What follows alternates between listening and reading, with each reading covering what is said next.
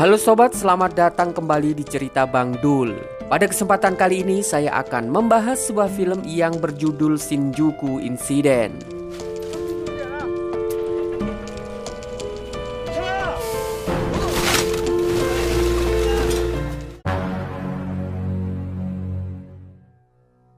Di awal film terlihat segerombolan orang imigran gelap yang terdampar di tepi pantai Jepang.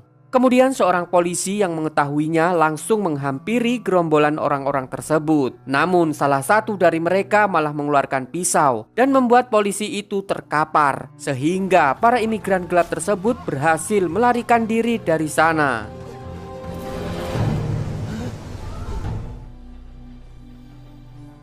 Setelah itu terlihat seorang pria bernama Tito yang sedang mencuri sebuah pakaian. Ternyata Tito merupakan seorang imigran gelap yang juga baru saja tiba di Jepang. Malam harinya saat Tito mencari tempat tinggal, dia bertemu anggota polisi Jepang yang sedang menangkap para imigran gelap, sehingga hal tersebut membuat dirinya ketakutan. Kemudian film pun flashback menceritakan saat Tito masih berada di Tiongkok. Tito adalah seorang mekanik traktor. Di sana juga terlihat seorang wanita bernama Shou yang merupakan kekasih Tito. Pada saat itu Shou meminta izin kepada Tito untuk pergi ke Jepang bekerja di sana bersama bibinya. Dan dia berjanji setelah mendapatkan uang yang cukup dia akan segera kembali. Beberapa waktu telah berlalu, Tito sama sekali tidak mendapatkan kabar dari Shou. Dia juga mendapatkan informasi dari temannya yang berada di Jepang bahwa bibinya Shou sudah meninggal. Sejak saat itulah Tito memutuskan untuk pergi ke Jepang menjadi seorang imigran gelap untuk mencari Shou. Kembali ke masa kini, setelah 2 hari di Jepang, Tito akhirnya bertemu dengan temannya yang bernama Aji. Kemudian Aji memperkenalkan Tito pada saudara dan teman-temannya yang juga berasal dari Tiongkok. Namun Tito tidak memperdulikannya dan malah langsung menyantap makanan di sana karena dirinya sudah 2 hari belum makan. Setelah itu Aji mengajak Tito ke pemandian umum. Di situ mereka bertemu dengan 3 orang gangster Yakuza yang menegurnya karena suara Tito sangatlah keras. Di sini Aji bercerita bahwa dirinya sudah berusaha untuk mencari Shou, namun sama sekali tidak mendapatkan hasil. Maka dari itu Aji pun meminta Tito untuk melupakannya. Keesokan paginya Aji mengajak Tito untuk mencari pekerjaan. Lalu mereka bertemu dengan seorang biro jasa yang memberikan mereka pekerjaan untuk menyortir sampah. Di situ Tito melihat seseorang yang menemukan barang berharga di tumpukan sampah tersebut. Pria ini bernama Hongki. Namun tidak lama kemudian Hongki harus tertimpa tumpukan sampah karena mobil truk sampah tepat berada di atasnya. Saat Tito dan para pekerja lain menolong Hongki, mandor mereka malah menelpon polisi karena mereka semua adalah imigran gelap. Maka dari itu, mereka pun segera melarikan diri dari tempat tersebut. Setelah itu Hongki yang merasa telah diselamatkan nyawanya oleh Tito dan Aji, dia pun mentraktirnya. Lalu Hongki memberikan mereka beberapa kartu telepon yang dapat digunakan secara gratis yang dia beli dari seorang pria bernama Taibo. Di tempat lain, beberapa petinggi gangster Yakuza sedang mendatangi pemakaman ketua Yakuza dan mereka akan mengadakan pemilihan ketua baru. Penghitungan suara pun dimulai. Ketua baru jatuh pada seorang pria yang bernama Muranishi dan wakilnya bernama Eguchi. Sedangkan rivalnya yang bernama Togawa Taro akan menjadi kepala cabang yang ditemani sang anak yaitu Togawa Kyohei. Setelah itu Muranishi dan Eguchi mendatangi makam ketua Yakuza lama untuk memberikan penghormatan terakhir. Sedangkan Togawa mengajak para anggotanya untuk pergi karena dia kecewa dengan hasil pemilihan tersebut. Malam harinya seorang inspektur polisi bernama Kitano mendapat informasi dari anak buahnya terkait laporan masyarakat tentang para imigran gelap yang bekerja di daerah tersebut. Sementara itu, Tito, Aji, dan para imigran gelap yang lain saat sedang membersihkan saluran air mereka dikejutkan dengan kedatangan para polisi yang akan menangkap mereka semua.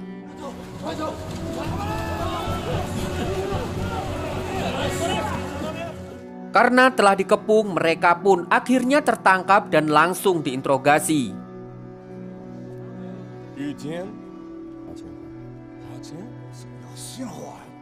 Namun setelah itu kericuhan pun terjadi sehingga Tito, Aji, dan beberapa imigran gelap yang lain berusaha untuk melarikan diri dari sana.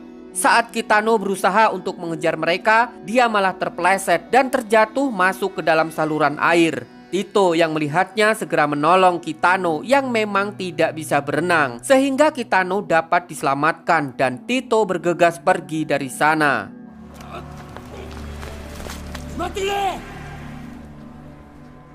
Keesokan harinya saat berada di tengah pasar, Tito terkejut melihat rekannya yang bernama Paman Lau mencuri peralatan golf di tengah keramaian. Aji pun menjelaskan kalau toko-toko di Jepang tidak memiliki penjaga karena orang-orang Jepang tidak ada yang mau mencuri. Setelah itu mereka mengikuti Paman Lau ke sebuah pasar gelap untuk menjual barang hasil curiannya. Karena di pasar tersebut adalah tempat jual beli barang curian dan para pembelinya adalah orang-orang dari Asia Tenggara. Di lain waktu, Tito telah mendapat pekerjaan baru sebagai tukang cuci piring di sebuah kedai. Lalu seorang wanita bernama Lily menghampiri Tito dan memberikan Tito uang karena dia kasihan melihat Tito yang terlihat sangat lelah. Kemudian Lily diajak pergi oleh seorang pria tua yang sedang mabuk. Namun saat di perjalanan mereka dicegat oleh beberapa preman.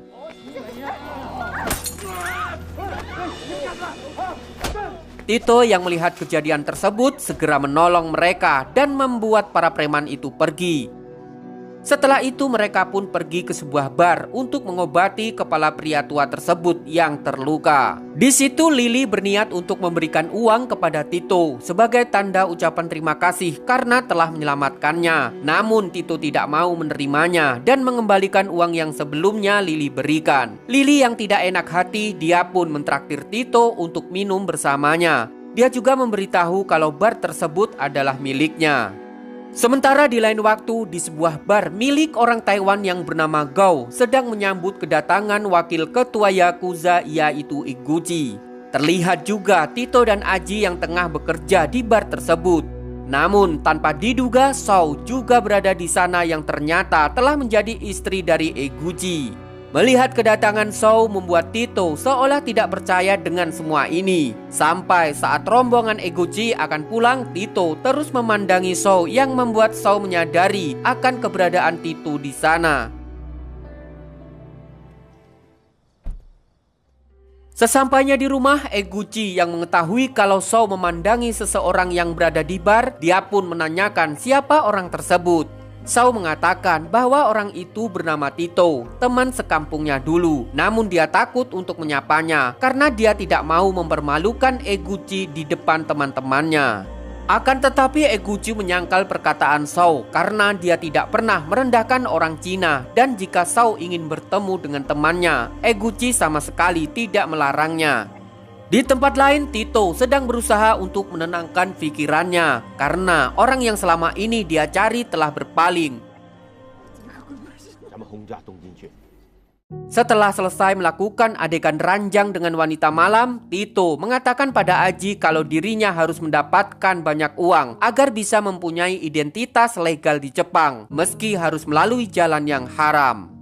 Keesokan harinya, Tito dibantu oleh Hongki menemui Taibo untuk berbisnis kartu telepon ilegal. Lalu dia pun meminta seluruh rekan Cinanya untuk ikut bekerja sama menjual kartu-kartu telepon ilegal tersebut.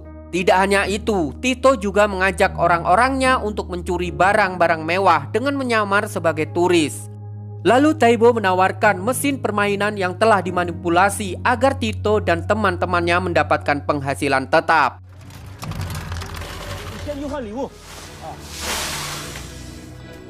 Beberapa waktu kemudian, bisnis yang dijalankan Tito telah mendapatkan hasil yang cukup banyak. Sampai pada suatu hari, Tito memberikan Aji sebuah kejutan, yaitu dengan memodali Aji sebuah gerobak dorong untuk berdagang kacang kastaye. Di situ Aji sangatlah bahagia karena apa yang dia impikan selama ini terkabulkan, menjadi penjual kacang kastanye di Jepang. Di lain waktu saat Tito sedang menjual barang curiannya, tanpa sengaja dia bertemu Lily di tempat tersebut. Lalu Tito memberikan sebuah tas kepada Lily dan menceritakan pekerjaannya saat ini. Setelah itu Tito mengajak Lily pulang ke rumahnya. Melihat Tito yang pulang membawa seorang gadis, mereka pun mengatakan kalau Tito dan Lily sangatlah serasi. Namun karena suara mereka yang sangat keras membuat pemilik rumah tersebut yang merupakan warga Jepang marah dan mengatakan kalau mereka semua akan diusir karena selalu berisik dan juga jorok. Mendengar hal tersebut, Tito menghampiri pria tua itu dan memberinya sebuah jam tangan mewah sebagai tanda permintaan maaf. Setelah pria tua itu pergi, Tito berpikir kalau mereka semua harus belajar bahasa Jepang agar bisa membaur dengan penduduk asli di sana. Lily yang pandai bahasa Jepang, dia pun siap untuk mengajarkan mereka. Sementara di tempat lain, Aji yang baru pulang berjualan kacang kastanye bertemu dengan temannya seorang gadis Cina. Lalu seorang pria yang merupakan ayah dari gadis tersebut tidak terima melihat anaknya didekati oleh Aji. Pria ini bernama Dakrem. Namun secara tiba-tiba Dakrem ramah dengan Aji dan mengajaknya mampir ke tokonya. Namun putrinya dipaksa untuk segera pulang. Saat berada di dalam, Aji langsung disambut oleh beberapa anggota gangster Yakuza. Kemudian Dakrem meminta mereka untuk memberi pelajaran kepada Aji karena telah berani mendekati putrinya.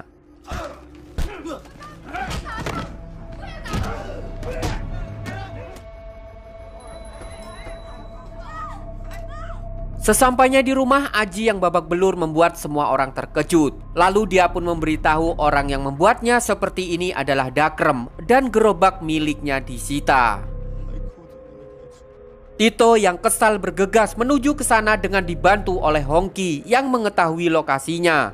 Setibanya di sana, Tito langsung dihadang oleh para gangster Yakuza yang menjaga toko tersebut.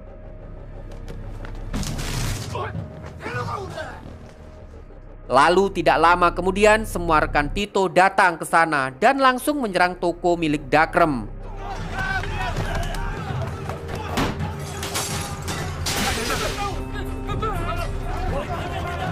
Mendengar kedatangan pihak kepolisian, Tito segera melarikan diri dari sana. Namun saat Tito akan membawa gerobak milik Aji, dia dikagetkan dengan Kitano yang ternyata ingin mengucapkan terima kasih padanya karena telah menyelamatkan nyawanya saat itu. Di situ Kitano memberikan nomor handphone miliknya agar Tito dapat menghubunginya saat mendapatkan masalah.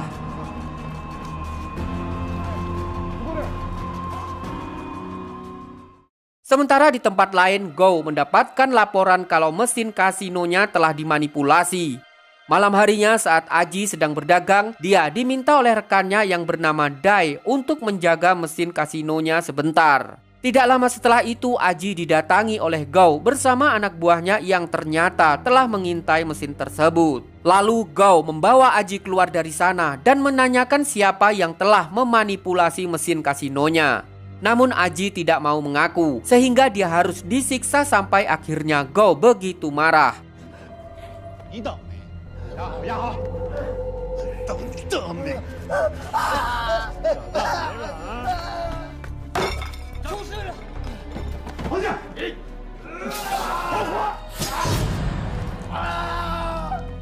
Setelah itu Tito yang mendapat laporan dari Dai bersama rekan-rekannya datang ke tempat tersebut. Di situ Go mengancam Tito dan anggotanya kalau masih berani mengganggu daerah Shinjuku, maka dia akan melakukan hal yang lebih parah dari ini.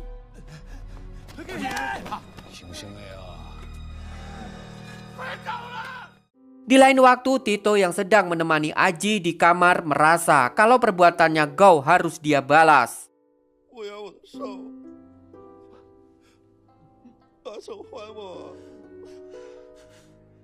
Kemudian Tito berencana menyusup ke dalam markas milik Go. Saat sedang bersembunyi, Tito mendengar pembicaraan Gou dan Kyohei yang ternyata Kyohei meminta Gou untuk membunuh Eguchi yang akan datang ke tempat tersebut malam ini. Karena ayahnya menjanjikan wilayah Kabuki untuk Gou jika berhasil membunuh Eguchi. Setelah itu Eguchi pun tiba di sana yang langsung disambut dengan baik oleh Gou dan para anak buahnya. Kemudian saat mereka mulai berbincang-bincang secara perlahan, Gou mengeluarkan pisaunya dan langsung mencoba menebas Eguchi.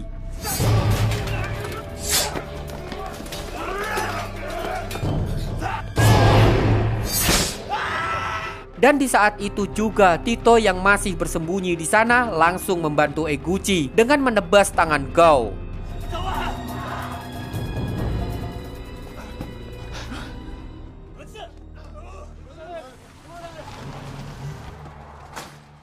Setelah berhasil melarikan diri dari sana, Eguchi mengajak Tito pulang ke rumahnya. Hal tersebut membuat Shou terkejut setelah melihat suaminya pulang bersama Tito.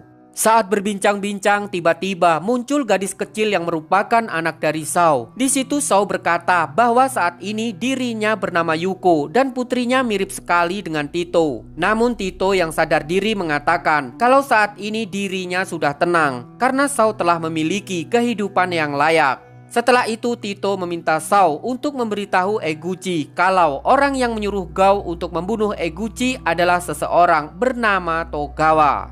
Mendengar informasi tersebut membuat Eguchi meminta Tito untuk bekerja dengannya, namun Tito menolak. Sebelum pulang, Tito mengingatkan Shou untuk menjenguk ibunya karena ibunya selalu sedih jika mengingat Shou.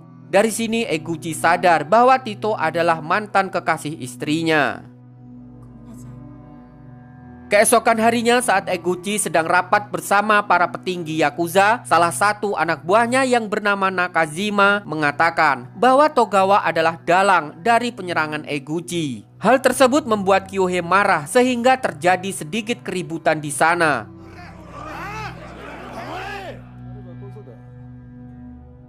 Setelah suasana tenang, Togawa dapat meyakinkan Muranishi bahwa bukan dia pelakunya dan dia akan segera menyelidiki kasus ini. Eguchi yang tidak memiliki bukti diminta oleh Muranishi untuk meminta maaf pada Togawa. Di lain waktu, Eguchi bertamu ke rumah Tito. Kedatangan Eguchi adalah meminta Tito untuk bekerja sama membunuh dua orang, yaitu Muranishi dan Togawa. Tito pun menyetujuinya, namun dengan syarat kalau dia berhasil maka Eguchi harus membantunya mendapatkan status legal di Jepang dan juga memberikan daerah Shinjuku yang dikuasai oleh Gou untuknya. Lalu mereka pun sepakat dengan kerjasama tersebut. Malam harinya Tito mulai melaksanakan tugasnya untuk membunuh Muranishi yang disaksikan Eguchi. Kematian Muranishi dituduhkan pada Togawa, sehingga membuat kelompok Muranishi saling serang dengan kelompok Togawa.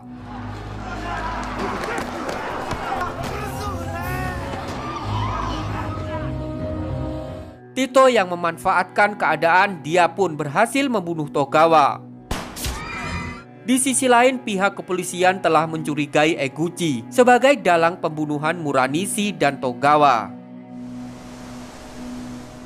Kemudian Kitano bersama anak buahnya menyelidiki para Yakuza yang akan melakukan pertemuan di tempat tersembunyi. Di sana seorang tetua Yakuza menunjuk Eguchi sebagai ketua baru gangster Yakuza, sedangkan Kyohei akan menggantikan ayahnya sebagai kepala cabang. Kitano yang melihat Tito bersama Eguchi di sana membuatnya sangat terkejut. Di lain waktu, anak buah Eguchi yang bernama Nakajima protes karena Eguchi menyerahkan daerah Shinjuku kepada Tito. Namun karena keputusan Eguchi sudah mutlak membuat Nakajima langsung menerimanya. Lalu Nakajima bersama anak buahnya menyerahkan daerah kekuasaan Shinjuku kepada Tito dan anggotanya. Di sana Nakajima mengatakan kalau dirinya sangat membenci orang Cina yang berada di Jepang dan Tito sama sekali tidak memperdulikannya.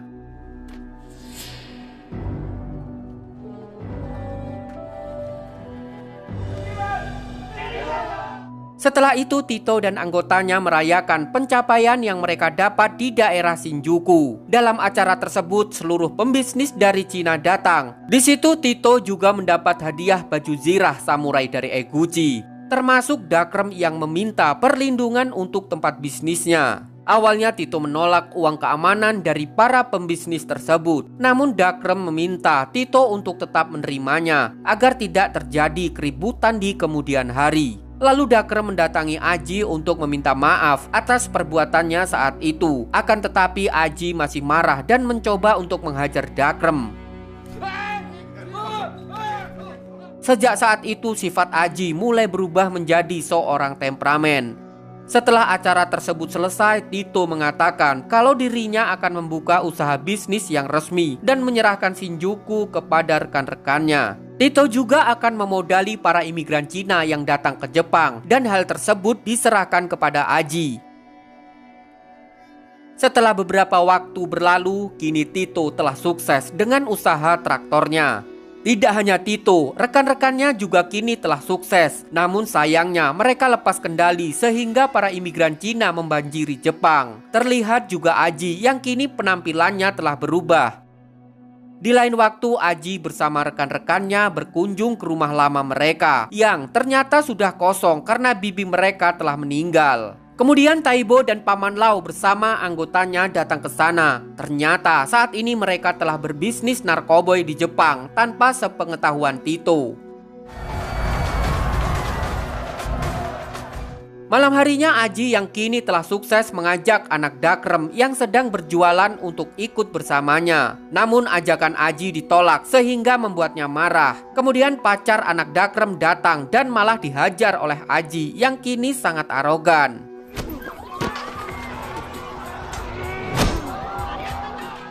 Di tempat lain, tetua Yakuza sangatlah marah karena kini para imigran Cina berbuat semaunya sendiri di Jepang. Lalu Kyohei yang diminta mengatasi masalah tersebut tidak dapat berbuat apa-apa karena yang membuat keadaan seperti ini adalah Eguchi. Kemudian tetua Yakuza menghubungi Eguchi untuk menanyakan hal tersebut. Namun Eguchi yang saat ini sangat berambisi mengatakan bahwa semua ini memang rencananya. Eguchi memanfaatkan para geng imigran Cina untuk menghabisi Kyohei beserta anggotanya. Mendengar perkataan Eguchi, tetua Yakuza berencana untuk menggantinya dengan Kyohei. Lalu muncul Nakajima dan anggotanya yang ternyata saat ini telah berpihak pada Kyohei. Sementara di tempat lain, Kitano menemui Tito untuk memberikan berkas kriminal yang telah dilakukan oleh rekan-rekannya di Shinjuku. Hal tersebut membuat Tito kebingungan karena dia sama sekali tidak mengetahui kalau rekan-rekannya saat ini telah menjadi arogan dan berbisnis narkoboy. Kitano juga menanyakan kepada Tito tentang pembunuhan Muranishi dan Togawa, apakah benar kalau dia yang melakukannya. Namun Tito tidak menjawabnya. Malam harinya Tito datang ke Shinjuku untuk melihat kebenaran yang dikatakan oleh Kitano. Di sana Tito menegur segerombolan anak muda yang arogan, namun dirinya malah mau dihajar. Bersamaan dengan itu Hongki datang dan memarahi para anak muda tersebut karena yang mereka hajar adalah bos besar tempat itu. Ternyata para anak muda itu adalah anak buah Aji yang baru datang ke Jepang sebagai imigran gelap. Lalu mereka pun meminta maaf kepada Tito. Setelah itu Tito melihat Aji yang bertemu dengan Eguchi. Akan tetapi Hongki mengatakan agar Tito tidak ikut campur dengan urusan bisnisnya. Keesokan paginya Lily mengajak Tito untuk meninggalkan Jepang dan pergi ke Brazil. Namun Tito menolaknya karena dia tidak bisa meninggalkan teman-temannya. Tidak lama kemudian Kitano datang ke sana sesuai permintaan Tito. Lalu Tito pun mengatakan akan menyerahkan semua bukti kejahatan Eguchi, termasuk pembunuhan Muranishi dan Togawa yang Tito lakukan atas perintah dari Eguchi. Mendengar hal tersebut membuat Lily marah karena Tito menginginkan Eguchi dipenjara dan dia dapat kembali dengan Shou. Dari situ Lily menyesal karena Tito tidak pernah memikirkan perasaannya.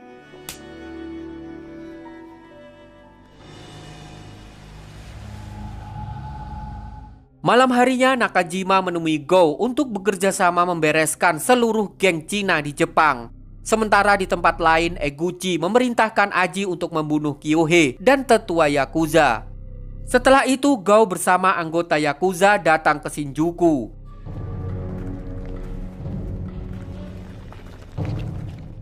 Di waktu yang sama, Tito dan Kitano ternyata datang juga ke sana. Sesampainya di dalam, semua orang kaget karena Tito datang bersama polisi. Terlihat juga Eguchi yang sedang berada di sana. Kemudian Tito memarahi Aji karena telah dekat dengan Eguchi dan menjual narkoboy. Namun Aji tidak terima dan menjawab kalau semua orang di sana juga terlibat, sehingga terjadilah kericuhan di tempat itu.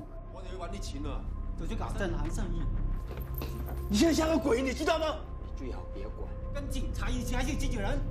他们才是鸟白了。 Di sini Hongki tiba-tiba saja menusuk Tito dan kemudian menyayat leher Paman Lau yang mencoba meredamkan keadaan. Ketika Hongki mencoba untuk membunuh Tito, tiba-tiba lemparan batu gangster Yakuza mengenai kepalanya sehingga membuatnya tewas seketika.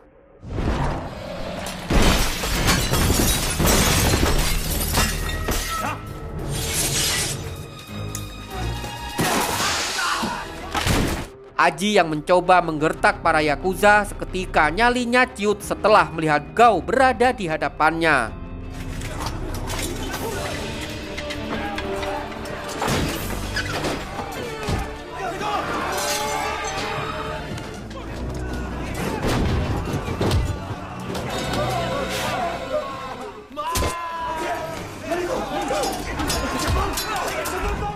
Melihat keadaan semakin kacau, Eguchi mematikan listrik tempat tersebut sehingga menjadi gelap yang membuat serangan para Yakuza berhenti. Namun pada akhirnya Eguchi harus terkena tembak oleh Nakajima ketika dirinya berusaha melarikan diri melalui jendela.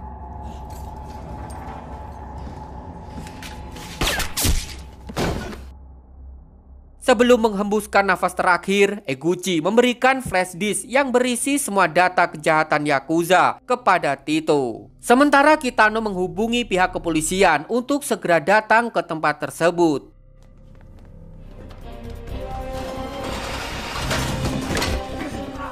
Sesampainya di bawah, Tito dan Kitano masih terus diserang para Yakuza. Beruntungnya pihak kepolisian telah tiba dan mengamankannya, namun Tito terpisah oleh Kitano. Ternyata Tito pergi ke rumah lamanya dan dia dikejutkan dengan keadaan Aji yang sekarat berada di rumah tersebut. Karena kondisinya yang sangat parah, akhirnya Aji menghembuskan nafas terakhirnya. Setelah itu Tito menghubungi Sao dan menceritakan semua yang telah terjadi. Di sini Tito meminta Sao untuk segera berkemas dan mengajak putrinya pergi ke stasiun Okubo. Akan tetapi rumah Eguchi ternyata telah dikuasai oleh Kyuhei yang langsung menghubungi Nagajima dan menyuruhnya untuk segera pergi ke stasiun Okubo. Sementara Kitano yang mendapat kabar dari Tito segera pergi ke stasiun Okubo. Saat berada di stasiun, Tito malah bertemu dengan Nakajima bersama anggotanya sehingga inilah yang terjadi.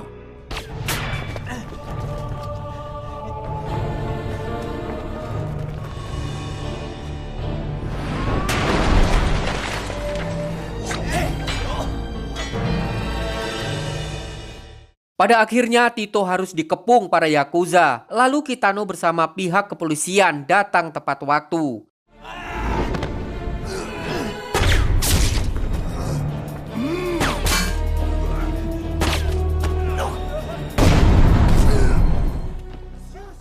Setelah Kitano berhasil melumpuhkan Nakajima, lagi-lagi Tito telah pergi dari sana.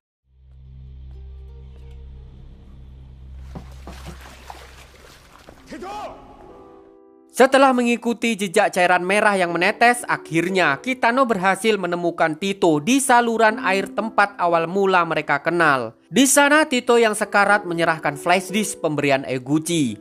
Kemudian saat Tito terbawa arus air, dia pun berkata kepada Kitano kalau mereka telah impas. Dan film pun berakhir. Oke sobat, terima kasih buat kalian yang sudah mengikuti alur cerita film Shinjuku Incident.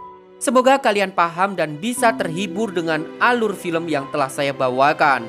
Sampai jumpa.